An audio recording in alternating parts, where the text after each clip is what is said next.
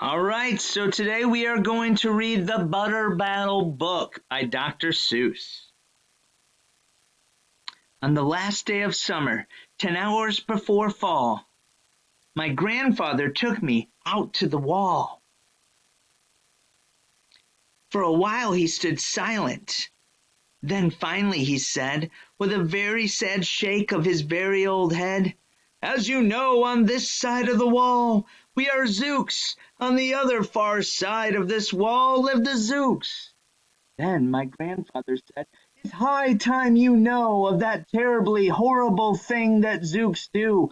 In every Zook house and in every Zook town, every Zook eats his bread with the butter side down."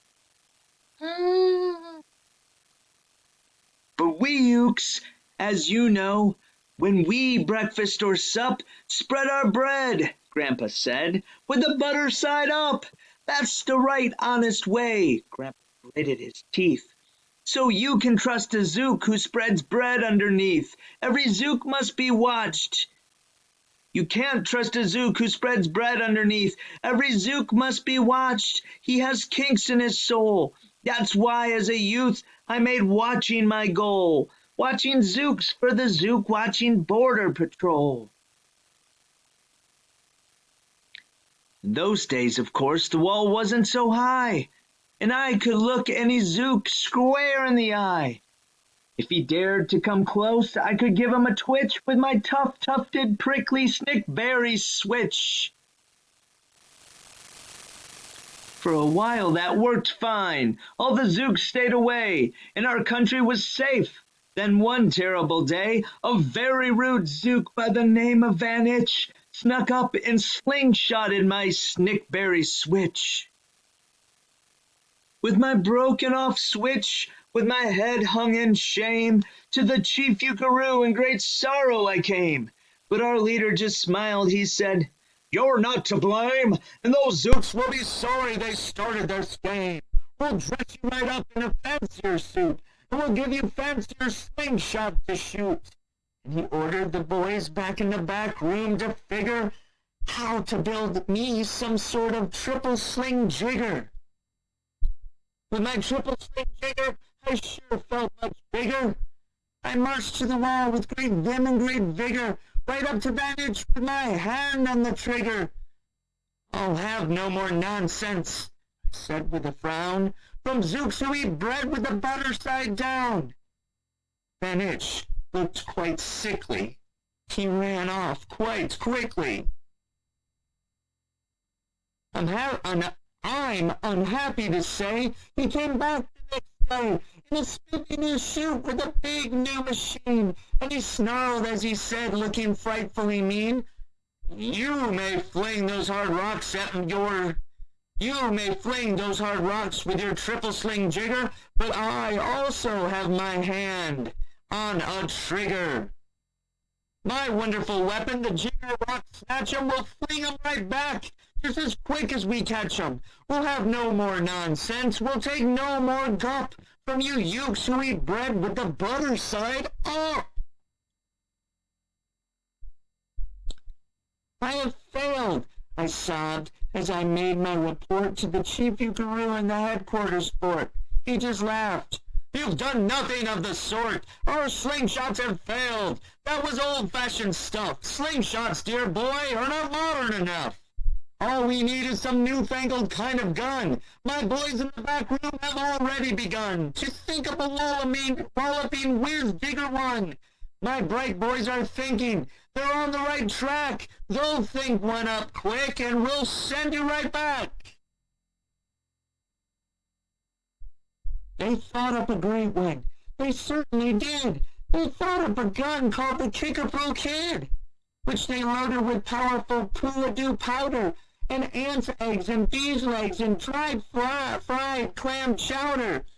And they carefully trained a real smart dog named Daniel to serve as our country's first gun-toting spaniel.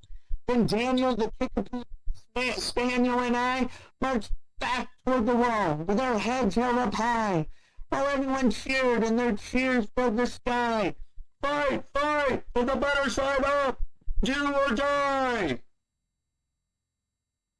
Well, we didn't do, and we didn't quite die, but we sure did get worsted, poor Daniel and I. Then Itch was there too, and he said, the old pig, the boys in my back room invented this rig, called the 8-nozzled elephant-toted boom blitz. It shoots high explosives, sour cherry stone pits, and I will put your dumb kickapoo kid on the fritz.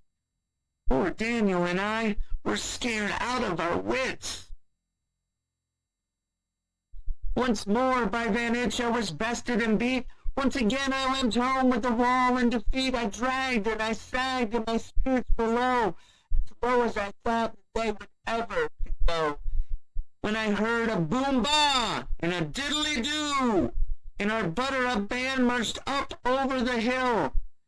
The chief Eucharist had sent them to meet me, along with the right-side-up song girls to greet me. They sang, "Oh, be faithful, believe in the body," and that lifted my spirits right out of the gutter. "My boys," smiled the chief Eucharist, "we just voted and we made you a general. You've been promoted, your pretty new uniform's ready, get in it. The big war is coming and you're going to begin it. And what's more, this time you are certain to win it. My boys in the back row have finally found how. Just wait till you see what they've puttered up now.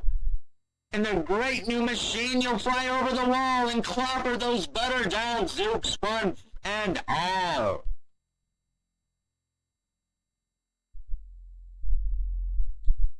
Those boys in the back room sure knew how to putter. They made me a thing called the utterly sputter, and I jumped aboard with my heart all aflutter. Not sure why that's grayed out, but let's keep going. But it had several faucets and sprinkled blue goo, which somehow would sprinkle the Zooks as I flew, and gum up the upside-down butter they chew. I was racing pell-mell when I heard a voice yell, "If you sprinkle us, Zooks, you'll get sprinkled as well."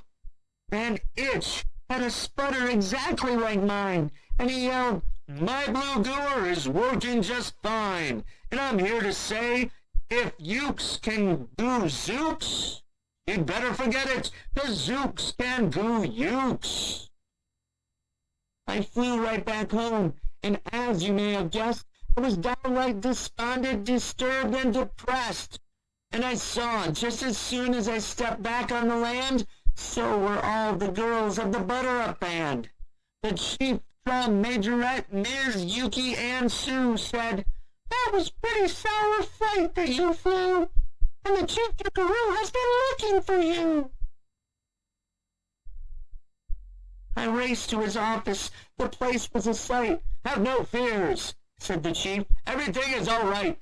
My bright backroom boys have been brighter than bright. They thought of a gadget that's newer than new. It is filled with mysterious moo-lacka-moo, and can blow all those Zooks clear to Salamala-goo. They've invented the Bitsy Big Boy Bomberoo. You just run to the wall like a nice little man. Drop this bomb on the Zooks just as fast as you can. I've ordered all Zooks, Ukes to stay safe underground while the Bitsy Big Boy Bomberoo is around." As I raced for that wall with the bomb in my hand, I noticed that every last Uke in our land was obeying our chief Yuckaroo's grim command. They were all barely marching with banners aflutter down a hole for our country and right side up butter.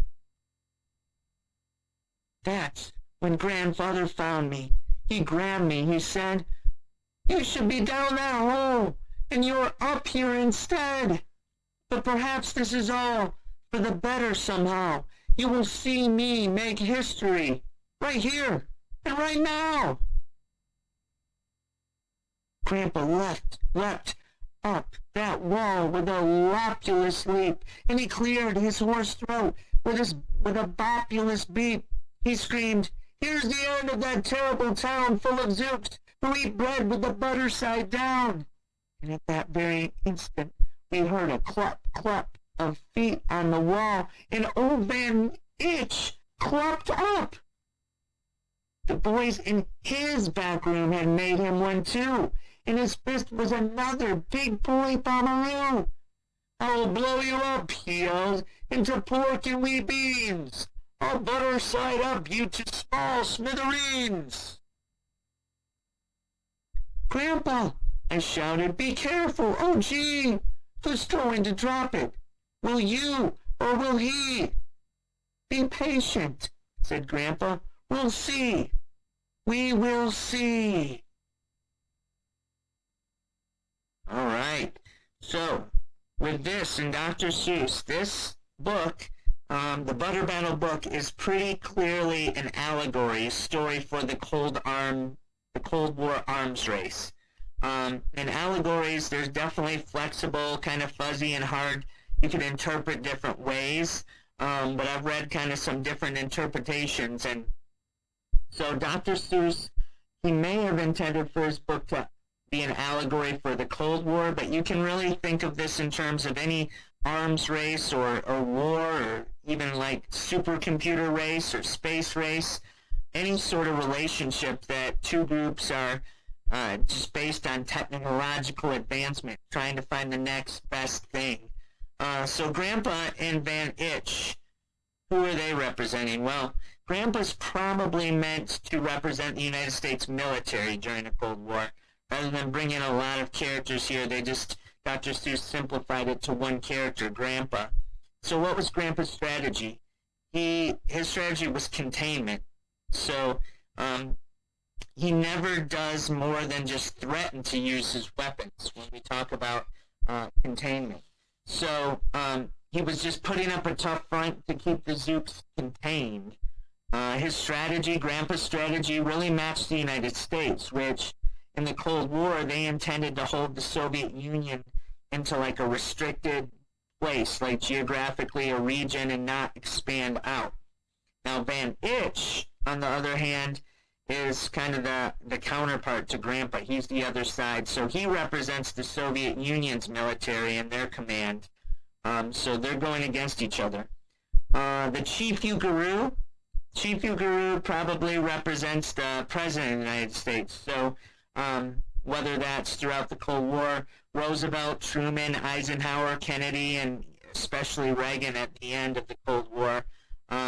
So this one, the Chief Ugaroo, this commander-in-chief, he really gets to watch the race from afar, but he's kind of in charge of everything. So at any given moment, he can order the next big thing, like even dropping some of these weapons, or instigating some things with the weapons. So the weapons have like some goofy, crazy names, very Dr. Seussy-like, the weapons, but they really have roots in some real-life Cold War weapons. The Utterly Sputters, those guys right here, let's see. Yeah, the Utterly Sputters, they had several faucets. It sprinkled blue goo, it says, which somehow would sprinkle the Zooks as I flew, and the gum up the upside-down butter they chew. So it would sprinkle, this goo, which really kind of represented some sort of poison or chemical when we talk about chemical warfare building up during the Cold War. And then we have, at the end, Big Boy Bombaroo he's given. With that one, they both had this, so that, definitely represents the nuclear bomb and nuclear weapons. And finally, just this wall that they're on, the wall starts off, says, like, when Grandpa was just young, when that kid was very young, Grandpa, you could see right over the wall, but by the end of the story, it's like towering above everybody, and it's getting very high. And so this is a symbol really for the Berlin Wall as it got high and really divided the East from the West, and democracy and free enterprise from communism. And so, Dr. Seuss and a lot of his books have commentary of modern day current events. And so it's really interesting to see this as it's clearly a story for the Cold War.